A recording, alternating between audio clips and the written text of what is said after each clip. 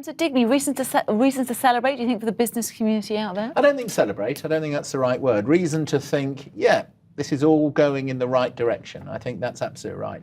One thing to notice about this amazing announcement about how the economy is doing is it's very hockey stick. What does that mean? Well, most people, when things grow in business or wherever, it's a gradual increase, or indeed it's a gradual decline.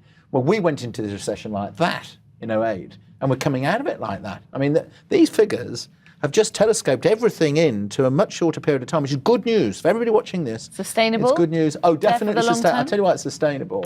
Because business is actually exporting. You are getting a lot of new jobs created because of the fact that business is supporting. And one thing I was thrilled to bits he did today, and I'm going to give him credit on this programme because I have been criticising him on programmes like this for years, which is he's now said if you're under 21 and a small business gives you a job, the company will not pay national insurance, the jobs tax on your wages, which means the company can afford to buy your time at less money.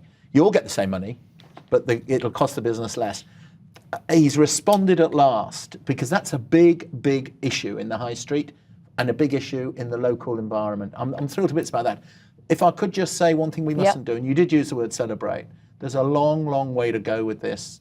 We're not out of the woods yet, and just because there's a few bob around doesn't mean that it's going to be all plain sailing, let's give it all away. We have really got to keep this tight so that in 3-4 years' time, yes, they will be able to help young people. They will be able to have more tax cuts. Because as we know, families, Justine, around the country are struggling, aren't they? Because everyone's hard pressed. There's not much money around, and yet he's sounding very upbeat today. What are your members feeling like at the moment? Well, I think people were generally pretty unmoved, I think is the right word.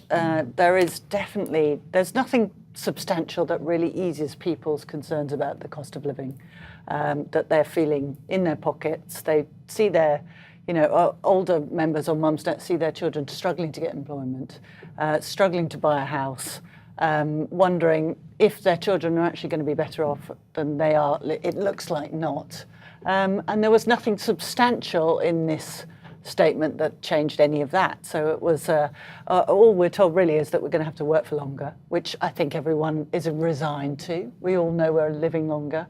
But certainly no celebration, I think, on Mum's Day. It's funny, actually, the age of raising the pension age is one of our big issues in terms of our viewers tonight. And Ibrahim Hussein said, it's not fair. By the time you get to retire, you'll nearly be dead. So what was the point in paying in all that money over these years? Some people really are annoyed when the state retirement age. And state retirement age doesn't mean about retirement. It means about when the state start paying you something. Remember that. This is a cost issue.